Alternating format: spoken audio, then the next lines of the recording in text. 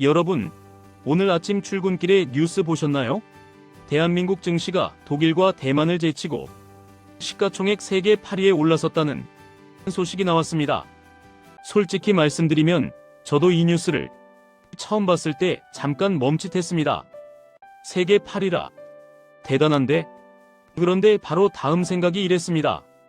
그런데 그게 나랑 무슨 상관이지? 아마 많은 분들이 비슷하게 느끼셨을 것 같습니다. 증시가 오르든 말든 내일 아침 알람은 똑같이 울리고 출근은 해야 하고 이번 달 월급은 변함없고 마트 가면 물가는 여전히 부담스럽고 심지어 어떤 분들은 이런 생각도 하셨을 겁니다. 주변에서 주식으로 돈 벌었다는 얘기는 자주 들리는데 나만 뒤처지는 건가? 나만 이 흐름을 놓치고 있는 건가? 여러분, 이런 감정 전혀 이상한 게 아닙니다. 오히려 매우 자연스러운 반응입니다. 왜냐하면 지금 대한민국 경제에서 정말로 큰 변화가 일어나고 있거든요. 그걸 본능적으로 느끼고 계신 겁니다. 오늘 이 영상에서는 세 가지 이야기를 차근차근 나눠보려고 합니다. 첫째, 왜 증시는 세계 8위까지 올랐는데 우리 일상은 여전히 비슷하게 느껴지는지 그 이유를 함께 살펴보겠습니다. 둘째, 지난 30년간 대한민국 경제가 어떻게 변해왔는지 그 흐름을 되짚어보겠습니다. 셋째, 이런 변화가 앞으로 우리 생활에 어떤 영향을 미칠지 이야기해보겠습니다. 오늘 이 영상을 끝까지 보시면 막연하게만 느껴졌던 경제 뉴스들이 조금 더 명확하게 연결되실 겁니다. 뭔가 큰 변화가 일어나고 있다는 건 느끼는데 정확히 뭔지 모르겠던 그 느낌. 오늘 그게 좀 더 선명해지실 거예요. 자, 그럼 시작해볼까요? 구독과 좋아요는 세상의 흐름을 읽는 가장 날카로운 통찰이 됩니다. 먼저 세계 8위라는 순위부터 좀 자세히 살펴보겠습니다. 우리가 제친 나라가 어디인지 아십니까? 독일과 대만입니다. 독일이 어떤 나라입니까? 유럽 경제의 심장이죠. 벤츠, BMW, 폭스바겐 같은 자동차 회사들이 있고 지멘스 같은 거대 기업들이 있는 제조업 강국입니다. 대만은 또 어떻고요? TSMC라는 회사 들어보셨죠? 세계 최고 수준의 반도체를 만드는 기업입니다. 애플, 엔비디아 같은 회사들이 대만에서 칩을 만듭니다. 그런 나라들을 우리가 동시에 넘어선 겁니다. 이게 그냥 운 좋게 된 일일까요? 아닙니다. 지난 1년간 우리 증시가 어떻게 움직였는지 보시면 코스피는 21% 올랐고 코스닥은 17% 상승했습니다. 다른 나라 증시들과 비교해봐도 상당히 좋은 성적입니다. 우리 증시 전체의 가치를 합치면 약 4,800조 원 정도 된다고 합니다. 1년 전만 해도 이 정도 규모는 예상하기 어려웠죠. 그런데 여기서 한 가지 더 주목할 만한 이야기가 있습니다. 글로벌 투자은행 JP모건이 코스피 목표치를 7,500으로 제시했다는 겁니다. 여기서 잠깐 이게 무슨 의미인지 설명드릴게요.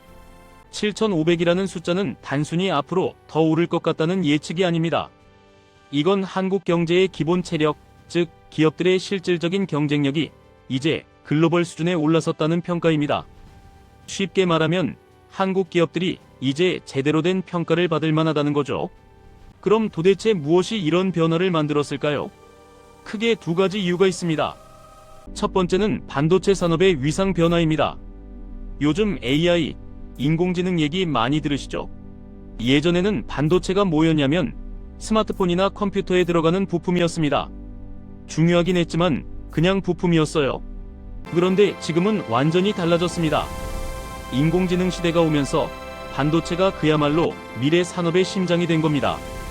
챗GPT 같은 걸 한번 쓰면 뒤에서 수천 개의 반도체 칩이 동시에 돌아갑니다. 이미지 하나 만들 때도 마찬가지고요. 전 세계 빅테크 기업들이 AI 개발에 사활을 걸고 있는데 그 핵심이 바로 반도체입니다. 그리고 여기서 더 재밌는 게 있습니다. AI를 돌리려면 전기가 엄청나게 많이 필요합니다. 데이터 센터 하나가 작은 도시만큼의 전력을 쓴다고 하네요. 상상이 되시나요? 그래서 지금 전 세계적으로 전력 인프라에 대한 투자가 폭발하고 있습니다. 우리나라 기업들이 이 전력 장비 분야에서 좋은 기술을 가지고 있어요. 변압기, 송전 설비 이런 것들이요. 화려하지는 않습니다. 뉴스에 자주 나오는 것도 아니고요. 하지만 세상이 돌아가는데 꼭 필요한 것들이죠. 두 번째는 기업 문화의 변화입니다. 요즘 밸류업이라는 말 많이 들어보셨죠? 간단하게 설명드리면 기업이 번 돈을 주주들과 더 투명하게 나누고 경영을 더 투명하게 하자는 움직임입니다. 오랫동안 한국 기업들은 돈을 잘 벌어도 주주들한테 잘 안 나눠준다는 평가를 받아왔습니다. 배당, 그거 몇 푼 주고 말지 뭐. 이런 분위기였어요. 그런데 최근 몇 년 사이 이게 많이 달라지고 있습니다. 정부도 정책적으로 밀고 있고 외국 투자자들도 계속 요구하니까 기업들이 진지하게 바뀌기 시작한 겁니다. 실제로 작년에 상장 기업들이 지급한 배당금 총액이 역대 최대치를 경신했다고 합니다. 외국 투자자들 입장에서 보면 이렇게 보이는 거죠. 아, 한국 기업들이 드디어 글로벌 기준에 맞춰 움직이기 시작했구나. 이제 투자해 볼 만하겠는데? 그래서 돈이 들어오기 시작한 겁니다. 여기서 또 하나 흥미로운 변화가 있습니다. 요즘 주변 분들 대화 주제가 조금씩 바뀌고 있지 않나요? 예전에는 모이면 부동산 얘기였습니다. 어느 동네 아파트가 얼마 올랐다더라. 거기 재건축 들어간대. 이런 이야기들이 줄을 이뤘죠. 그런데 요즘은 이런 대화도 들립니다. 어느 회사가 배당을 얼마 준대. 요즘 주식 시장이 괜찮다던데. 물론 아직도 부동산 얘기가 많습니다. 하지만 예전에 비하면 확실히 주제가 다양해지고 있어요. 사람들이 자산을 바라보는 시각이 조금씩 넓어지고 있는 겁니다. 여기까지가 지금 우리 증시에서 일어나고 있는 일들입니다. 그런데 이제 정말 중요한 질문을 해보겠습니다.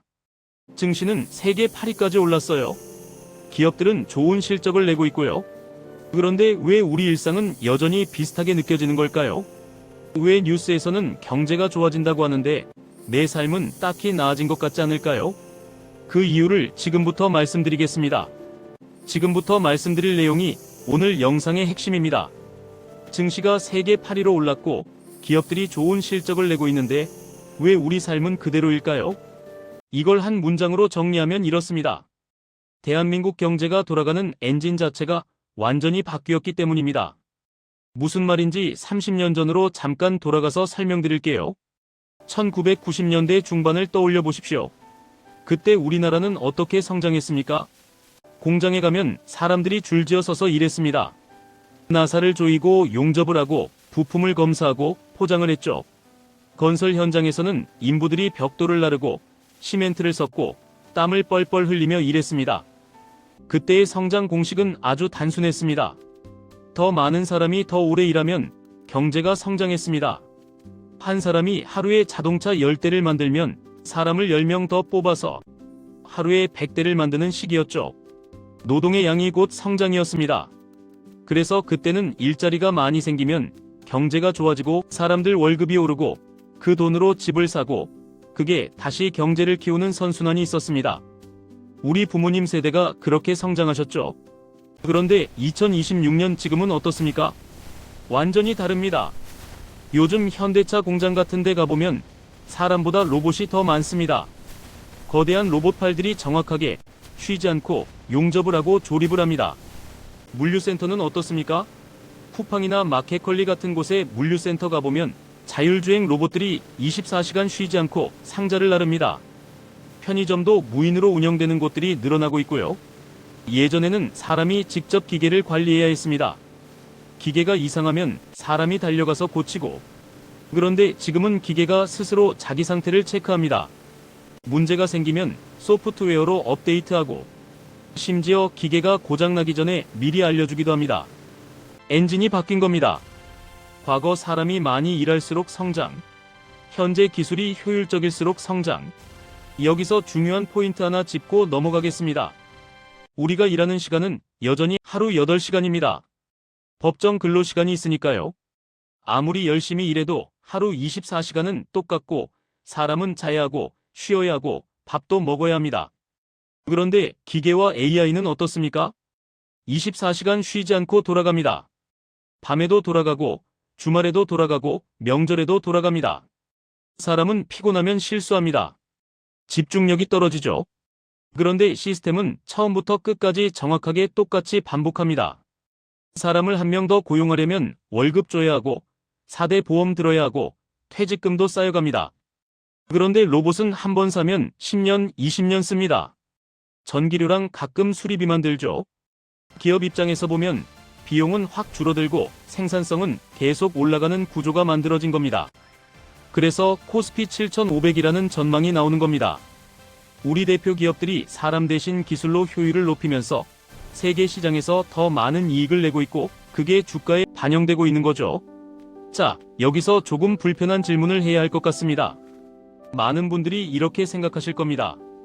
그럼 나처럼 성실하게 일하는 사람들은 어떻게 되는 거죠? 우리는 필요 없어지는 건가요? 솔직하게, 그리고 조심스럽게 말씀드리면 이렇습니다. 노동소득, 그러니까 일해서 월급 받는 것만으로 자산을 늘리기는 예전보다 점점 어려워지고 있습니다. 오해하지 마세요. 일을 열심히 하는 게 잘못됐다는 게 절대 아닙니다. 다만 경제 성장의 결과가 돌아가는 방향이 바뀌었다는 겁니다. 예전에는 경제가 성장하면 그 열매가 일하는 사람들에게 더 많이 돌아갔습니다. 월급도 오르고 보너스도 늘어나고. 그런데 지금은 경제가 성장해도 그 열매가 기업이나 자산을 가진 쪽으로 더 많이 가고 있습니다. 구체적인 예를 들어볼게요. 30년 전 공장에서 일하던 박 씨가 있었습니다. 박 씨는 열심히 일해서 월급 받았고 아껴서 모았고 그 돈으로 서울 근교에 아파트를 샀습니다. 시간이 지나면서 월급도 조금씩 올랐고 집값도 계속 올랐습니다. 20년 뒤 박 씨는 집값이 몇 배 오른 덕분에 자산이 크게 늘었죠. 이게 우리 부모님 세대의 성공 공식이었습니다. 그런데 2026년 지금 같은 공장에서 일하는 김 씨를 볼까요? 김 씨도 열심히 일해서 월급을 받습니다. 박 씨만큼 성실하게 일하죠. 그런데 공장은 점점 자동화되고 있습니다. 옆자리 동료가 퇴사하면 그 자리에 사람 대신 로봇이 들어옵니다. 월급은 조금씩 오르긴 하는데 물가 오르는 속도를 따라가기 버겁습니다. 집을 사려고 해도 서울 아파트 값은 김 씨 월급으로는 엄두가 안 납니다. 김 씨도 박 씨만큼 열심히 일합니다. 하지만 결과는 다릅니다. 반면에 그 공장을 소유한 기업의 주주들은 어떨까요? 로봇들이 24시간 쉬지 않고 일해서 만든 이익을 배당으로 받습니다. 기업 효율이 좋아지니까 주가도 오릅니다. 자산이 저절로 늘어나는 거죠. 일은 안 해도 자산을 가지고 있다는 이유만으로 부가 늘어납니다. 이게 바로 증시는 오르는데 우리 삶이 그대로인 이유입니다. 경제가 돌아가는 엔진은 바뀌었는데 우리는 여전히 옛날 엔진만 생각하고 있기 때문입니다. 이거 누가 나쁜 것도 아닙니다. 기업이 나쁜 것도 아니고 정부가 나쁜 것도 아니고 기술이 나쁜 것도 아닙니다. 그냥 시대가 바뀐 겁니다. 1973년 우리나라는 220V 전압을 선택했습니다. 그때는 아무도 몰랐죠. 그 선택이 50년 뒤 얼마나 큰 차이를 만들지. 2026년 지금도 비슷합니다. 지금 우리가 어떻게 생각하고 어떻게 준비하느냐가 30년 뒤를 만들 겁니다. 그럼 이제 어떻게 해야 할까요? 다음 파트에서 이런 변화 속에서 우리가 알아두면 좋은 것들, 생각해 볼 만한 것들을 말씀드리겠습니다. 자, 이제 이런 변화 속에서 우리가 알아두면 좋은 몇 가지를 말씀드리겠습니다. 첫 번째, 산업 구조를 이해하는 것입니다. 요즘 AI, 인공지능 얘기 정말 많이 들으시죠? 그런데 많은 분들이 챗GPT나 이미지 생성 같은 서비스만 봅니다. 오, 신기하네. AI가 그림도 그리고 글도 쓰네. 물론 신기합니다. 저도 처음 써봤을 때 놀랐거든요. 그런데 사실 우리가 진짜 주목해야 할 건 그 화려한 서비스 뒤에 있는 인프라입니다. AI가 똑똑해질수록 더 많은 반도체가 필요합니다. 챗GPT한테 질문 하나 던지면 뒤에서 수천 개의 칩이 동시에 계산을 합니다. 이미지 하나 만들 때도 마찬가지고요. 그래서 지금 전 세계 빅테크 기업들이 반도체를 확보하려고 난리입니다. 우리나라 반도체 기업들이 만드는 HBM이라는 고성능 메모리가 있는데 이게 지금 전 세계적으로 품귀 현상이라고 합니다. 그리고 전력 문제도 있습니다. AI를 돌리려면 전기가 엄청나게 많이 필요합니다. 데이터 센터 하나가 작은 도시 하나만큼의 전력을 쓴다고 하더라고요. 미국 같은 경우는 새로운 데이터 센터를 짓는데 전력 공급이 안 돼서 고민이라는 기사도 봤습니다. 그래서 지금 전 세계적으로 전력 인프라에 대한 투자가 폭발하고 있습니다. 변압기, 송전 설비, 스마트 그리드, 이런 것들이요. 우리나라 전력 장비 기업들이 이 분야에서 좋은 기술을 가지고 있습니다. 언론에 자주 나오는 화려한 이름은 아닐 수 있어요. 하지만 세상이 돌아가는데 꼭 필요한 역할을 하는 곳들이죠. 금광을 생각해 보세요. 금광에서 금을 캐는 사람도 돈을 벌지만 그 사람들에게 곡괭이랑 삽을 파는 사람도 돈을 법니다. 어쩌면 더 확실하게 벌 수도 있죠. AI라는 금광에서 화려한 서비스를 만드는 곳도 있지만 그 밑에서 반도체와 전력을 공급하는 곳들도 있다는 거 알아두시면 좋을 것 같습니다. 두 번째, 배당 문화의 변화입니다. 요즘 기업들이 이익을 주주들과 나누는 문화가 많이 자리 잡고 있습니다. 예전에는 기업이 돈을 벌어도 주주들한테 잘 안 나눠줬어요. 우리가 번 돈인데 우리가 쓰면 되지 왜 주주들한테 줘? 이런 마인드였죠. 그런데 최근 몇 년 사이 이게 확 바뀌었습니다. 정부도 밸류업 정책으로 밀고 있고 외국 투자자들도 계속 요구하니까 기업들이 진지하게 변화하고 있습니다. 실제로 작년에 상장 기업들이 지급한 배당금 총액이 역대 최대치를 기록했다고 합니다. 배당이 뭐냐면 회사가 이익을 내면 그중 일부를 주주들한테 나눠주는 겁니다. 주가는 오를 수도 있고 내릴 수도 있습니다. 시장 상황에 따라 변동이 심하죠. 그런데 배당은 회사가 이익을 내는 한 꾸준히 나옵니다. 물론 회사 실적이 나빠지면 배당도 줄어들 수 있어요. 하지만 주가처럼 하루에 10% 오르락내리락 하지는 않습니다. 그래서 배당을 제2의 월급처럼 생각하는 분들도 있습니다. 매년 꾸준히 배당을 늘려온 회사들, 재무구조가 탄탄한 회사들이 있습니다. 이런 회사들의 특징을 공부해보는 것도 의미 있을 것 같습니다. 세 번째, 자산에 대한 생각을 넓히는 것입니다. 오랫동안 우리는 집이 최고의 재산이라고 믿어왔습니다. 실제로 그랬죠. 1990년대부터 2010년대까지는 집값이 계속 올랐습니다. 우리 부모님 세대는 그렇게 자산을 키우셨고요. 그런데 환경이 달라지고 있습니다. 인구가 줄어들고 있습니다. 출산율이 0.7명대라고 하죠. 30년 뒤 대한민국 인구가 지금보다 훨씬 적을 겁니다. 젊은 세대들은 서울 집값을 보고 한숨을 쉽니다. 이걸 어떻게 사? 동시에 기술이 경제를 주도하면서 사람들이 자산을 바라보는 시각도 조금씩 다양해지고 있습니다. 고정된 건물보다 성장하는 기업에 관심을 갖는 사람들이 늘어나고 있고요. 월세 받는 것보다 배당 받는 게 더 효율적일 수 있다고 생각하는 분들도 있습니다. 물론 제가 집 팔고 다른 데 투자하라고 말씀드리는 게 절대 아닙니다. 그건 각자의 상황에 따라 전문가와 상담해서 결정하실 문제고요. 다만 이런 거죠. 내 자산이 어떻게 구성되어 있는지, 미래 경제 흐름과는 어떻게 연결되어 있는지 한 번쯤 생각해보는 것도 의미 있지 않을까요? 부동산만 있는 게 안전한 건지, 아니면 좀 더 다양하게 나눠두는 게 나은 건지 정답은 없습니다. 사람마다 상황이 다르니까요. 하지만 적어도 생각은 해볼 필요가 있다는 겁니다. 네 번째, 경제를 공부하는 습관입니다. 경제 뉴스 어렵죠? 저도 처음엔 어려웠습니다. GDP, 금리, 환율 이런 단어들 나오면 머리 아프죠? 그런데 요즘은 좋은 콘텐츠들이 많습니다. 유튜브에도 경제를 쉽게 설명해주는 채널들이 많고 책도 많고 팟캐스트도 많습니다. 하루에 10분만이라도 경제 뉴스를 보거나 경제 콘텐츠를 접하는 습관을 들이면 1년 뒤에는 확실히 달라집니다. 아, 그때 그 뉴스가 이런 의미였구나. 이렇게 연결이 되기 시작하거든요. 그리고 전문가들의 의견을 참고하는 것도 중요합니다. 물론 전문가도 틀릴 수 있습니다. 미래는 아무도 모르니까요. 하지만 적어도 여러 관점을 접하면서 내 나름의 판단 기준을 만들어가는 게 중요합니다. 오늘 긴 이야기 여기까지입니다. 정리해 볼게요. 대한민국 증시가 세계 8위에 올랐다는 소식은 단순한 뉴스가 아닙니다. 우리 경제가 움직이는 방식 자체가 크게 바뀌었다는 신호입니다. JP모건이 7,500을 이야기한 것도 한국 기업들이 기술로 한계를 넘어서고 있다는 평가 때문이죠. 30년 전 우리 경제는 사람의 노동으로 돌아갔습니다. 지금 우리 경제는 기술의 효율로 돌아갑니다. 이 차이가 증시는 오르는데 우리 삶은 그대로인 이유입니다. 앞으로 어떻게 될까요? 아무도 정확히는 모릅니다. 다만 한 가지는 분명합니다. 시대는 계속 변하고 있고 그 변화를 이해하려고 노력하는 사람과 그렇지 않은 사람의 차이는 점점 벌어질 거라는 점입니다. 1973년 우리나라는 220볼트를 선택했습니다. 그때는 아무도 몰랐죠. 그 선택이 50년 뒤 얼마나 큰 차이를 만들지.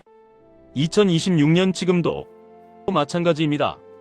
지금 우리가 어떻게 생각하고, 어떻게 공부하고, 어떻게 준비하느냐가 30년 뒤를 만들 겁니다. 경제적 자유라는 건 돈이 많은 상태를 말하는 게 아니라고 생각합니다. 변화하는 세상 속에서 내 삶을 스스로 결정할 수 있는 힘을 갖는 것. 그게 진짜 자유가 아닐까요? 여러분 모두 그런 힘을 가지시길 바랍니다. 오늘 영상은 경제 현상을 이해하기 위한 정보 제공 목적입니다. 특정한 투자 방법이나 종목을 권유하는 내용이 아니며 모든 경제적 결정은 본인의 판단과 책임하에 이루어져야 합니다. 투자에는 원금 손실의 위험이 있으며 필요하다면 반드시 금융 전문가와 상담하시기 바랍니다. 오늘 이야기가 경제 뉴스를 이해하는 데 조금이라도 도움이 되셨나요? 여러분의 응원이 더 좋은 콘텐츠를 만드는 힘이 됩니다. 끝까지 시청해주셔서 감사합니다. 지금까지 매콤 경제학이었습니다.